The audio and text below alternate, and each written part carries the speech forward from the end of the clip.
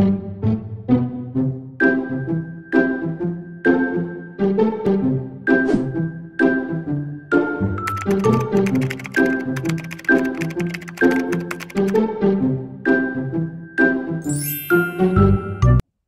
mari Goldfish Addict, kembali lagi di channel gue, bersama gue Stefan, di channel gue Stefan Goldfish. Jadi pada video gue kali ini gue bakal ngebahas tentang kebutuhan dasar apa aja yang lu butuhin kalau lu pengen melihara ikan mas koki, ikan goldfish. Jadi kalau pengen melihara goldfish itu apa aja sih yang gue perluin supaya ikannya nggak mati, supaya ikannya bisa tumbuh besar, supaya ikannya bisa tahan lama gitu. Nah, itu ada beberapa hal ya.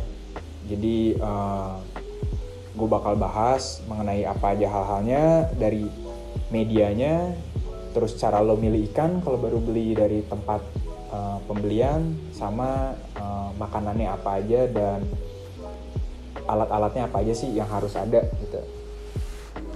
Oke, tapi sebelum lanjut, tolong bantu subscribe channel gue, share juga ke teman-teman lo, dan klik tombol loncengnya untuk ngikutin terus video terbaru dari gue.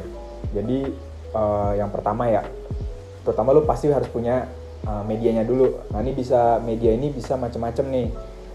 Kalau gue kebetulan nih gue main di kamar kosan gue bro, jadi gue pakai akuarium. Nah kalau lo mungkin di rumah punya kolam atau lo pengen outdoor gitu, ada dua lagi namanya kolam, sama ada yang satu lagi namanya palut. Nah baik kolam atau palut ini lebih cocoknya dimainin di outdoor. Tapi kalau pengen main di indoor, pilihannya adalah akuarium. Nah, kalau untuk akuarium ini itu sendiri ukurannya bervariasi, tapi ada minimumnya kalau lu pengen main goldfish.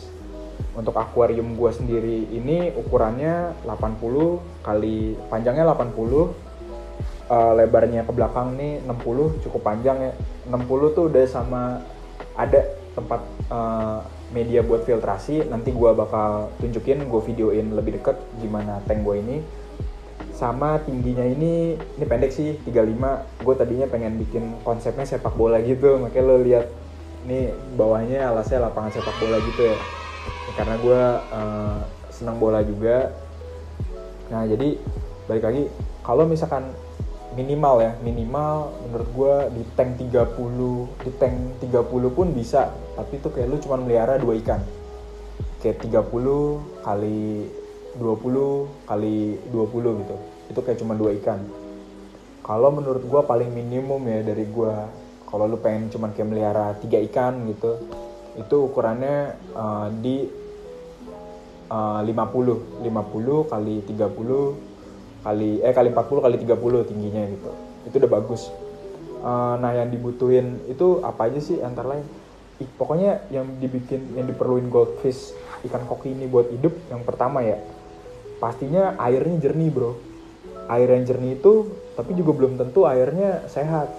Jadi airnya itu harus syarat-syaratnya rendah amonia dan rendah klorin. Nah gimana supaya air akuarium lo ini rendah amonia dan rendah klorin? Kalau rendah klorin, misalkan lo main di rumah, air di rumah lo pakai air pump. Nah air pump itu biasanya dikasih klorin bro, dia buat ngebunuh bakteri kan. Nah tapi klorin itu sendiri bisa berbahaya kalau lo pengen pakai buat ngidupin ikan. Jadi biasanya cara ngakalinnya itu air sebelum dimasukin ke akuarium didiemin dulu 1 harian. Jadi nanti dia klorinnya bakal ngilang sendiri kok gitu. Atau alternatif lainnya ya lu beruntung buat lu yang rumahnya atau apanya lah tempat tinggal lu pakai air tanah. Kalau air tanah tuh cenderung bisa langsung digunain bro buat ikan gitu. Atau kalau lu sultan ya boleh lu pakai air galon. Karena ada sih temen gue yang bener-bener udah gila banget, dia bahkan airnya tuh pakai air gunung bro. Jadi itu ikannya bener-bener sehat banget sih. Itu yang pertama, air yang bersih. Tadi akuarium, air yang bagus. Sama yang kedua, oksigen. Sama kayak makhluk hidup pada umumnya, sama kayak kita nih, ikan nih perlu oksigen bro. Nah lu bertanya-tanya gimana sih cara oksigennya dari mana gitu, kan dia di dalam air gitu. Emang ada oksigennya gitu. Nah di dalam air ini ada oksigennya bro. Namanya dilute oksigen. Jadi kadar oksigen yang terlarut dalam air. Jadi bukan mentang-mentang ikan di air ini dia nggak bernafas, dia bernafas juga, bernafas melalui insang. Ini pelajaran basic biologi sih, gue yakin lu semua udah banyak yang tahu. Nah cuman untuk menghasilkan, yang gue pengen tekankan, untuk menghasilkan oksigen di akuarium lo atau di tempat lo melihara ikan tuh gimana, itu banyak versinya bro. Kan ada yang bilang harus pakai alat kayak aerator, atau bisa juga kalau yang sultan pakai alat penghasil oksigen murni. Nah, atau kalau misalkan lu udah bener-bener ngerti konsep gimana supaya suatu akuarium itu dapat oksigen secara terus-menerus, yang penting itu di permukaan nih airnya ini, di permukaannya ya terutama ada pergerakan bro. Jadi ketika ada pergerakan di permukaan air, dia bakal terjadi pertukaran oksigen. Jadi bakal terus ada oksigen. Kalau lu lihat tank gue ini nggak pakai yang namanya aerator. Di tank gue ini nggak ada aerator. Tapi gue bikin air dari sistem filtrasi akuarium gue dari pompa. Gue bikin ini namanya sistem mushroom bro. Jadi gue tarik, gue bawa ke atas, airnya dijatuhin ke bawah, sehingga lu bakal ngeliat kayak ada bubble-bubble kecil gitu. Gue memanfaatkan gaya gravitasi. Nah ini kan menciptakan adanya pergerakan permukaan air. Nah di sini cara tank gue ngedapetin oksigennya gitu. Jadi yaitu kreativitas lo masing-masing lah gitu. Maksudnya kalau gue dengan tujuan gini ya buat menghemat listrik, jadi gue nggak perlu pakai aerator. Tapi kalau lu pengen tambahin lagi pakai aerator bisa banget gitu. Nah aerator itu apa sih? Aerator itu sendiri gue bakal tunjukin aerator itu apa. Nanti gue contohin juga kalau misalkan lu pengen pakai aerator doang gitu, nggak pengen pakai yang sistem mushroom gini, itu bisa juga. Nah yang kedua itu kan udah oksigen. Setelah itu adalah sistem filtrasi bro. Nah air yang jernih ini tadi nggak ada amonia, nggak ada kotor. Kan ikan nih makan juga, dia buang kotoran juga, harus disaring dong supaya airnya bisa tetap kayak gini.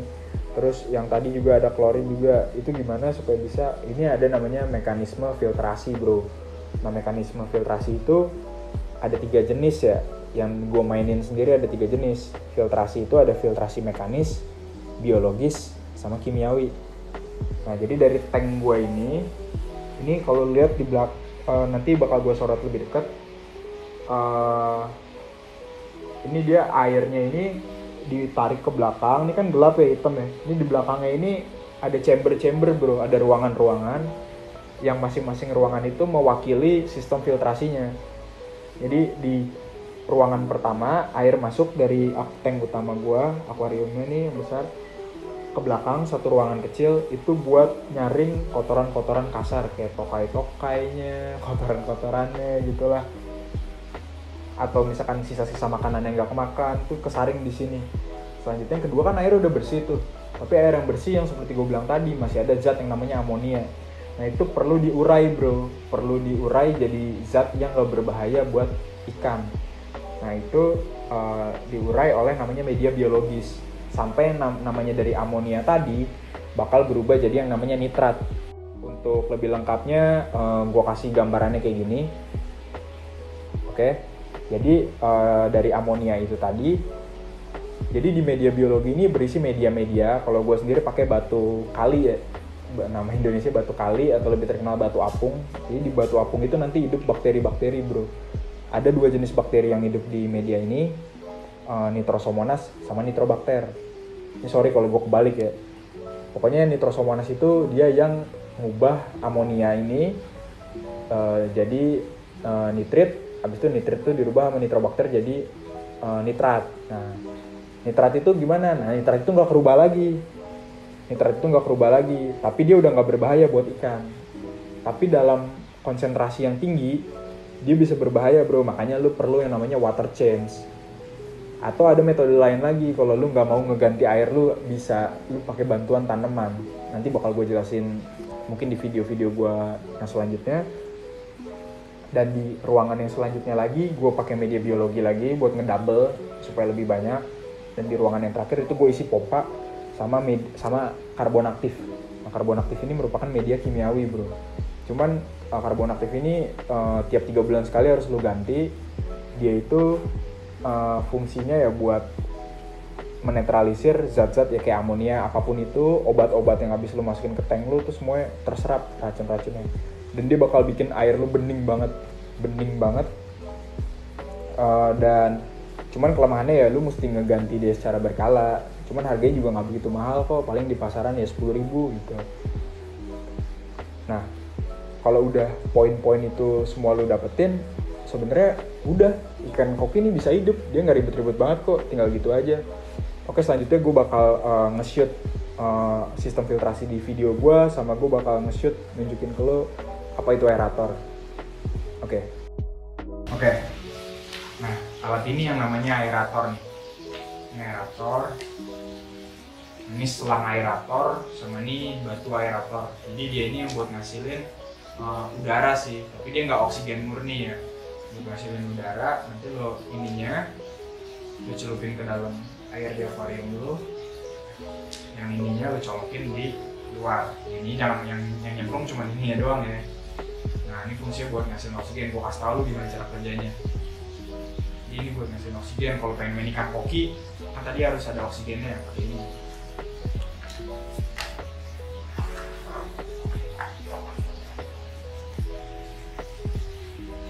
Ini udah lo tinggal masukin aja.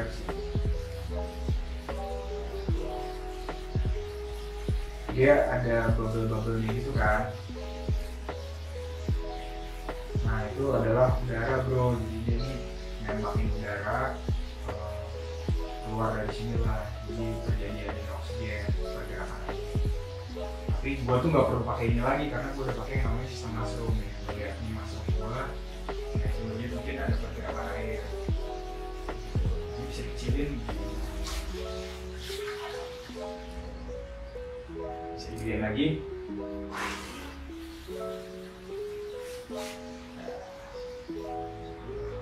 Gue akan nunjukin sama lo gimana itu media filtrasi. Nah, jadi lihat, kalau dilihat dari atas, nah ini baru bisa dilihat nih mengenai media filtrasi gue. Jadi pertama nih air kan, air di kolam utama ini dibawa masuk, jadi ada 2 lubang di bawah. Ini ruangan pertamanya. Ada lubang di bawah situ sama lubang di atas. Gimana kok air bisa masuk ke lubang ini? Karena gue menggunakan pompa di ruangan terakhir. Jadi air mekanismenya dibawa masuk ke sini, masuk ke bawah, nanti dari bawah jadi dibawa naik ke atas lagi di sini. Kelihatan nggak? Nih, dari ruangan lagi air masuk ke atas, jalan ke situ, begitu pun seterusnya mekanismenya per tiap ruangan. Nah, yang pertama ini gunain kapas, sama di bawahnya ada yang namanya jepmet. Jepmet tuh dia kayak jaring-jaring gitu, tapi ya buatan Jepang sih katanya. Di jepmet gue fullin. Nah, kenapa gue taruh atas kapas di paling atas? Karena kapas ini harus gue ganti secara berkala bro.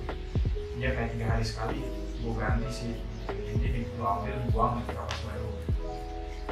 Nah, kalau ini gue pakai ini batu apung.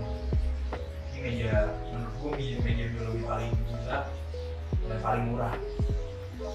Gue pakai, gue fullin aja. Jadi ini dia media biologinya. Nah, kalau media biologi ini lu nggak usah cuci, nggak usah bersihin, justru dia makin lama efektivitas kerjanya makin bagus. Justru kalau lu bersihin malah bakteri-bakteri yang gue bilang tadi itu yang di dalam media malah mati. Nah, di ruangan terus jalan di sini, di ruang terakhir tuh gue isi ada namanya itu lampu UV. Bisa dilihat lampu UV. Nah, lampu UV ini gunanya buat apa? Dia buat sterilisasi bro. Mungkin lu tau lah kalau di tukang galon tuh ada air sterilisasi, jadi pakai lampu UV ini. Nah, di sini juga ada namanya. Nah, inilah karbon aktif. Ini yang bikin air di akuarium gue jadi jernih.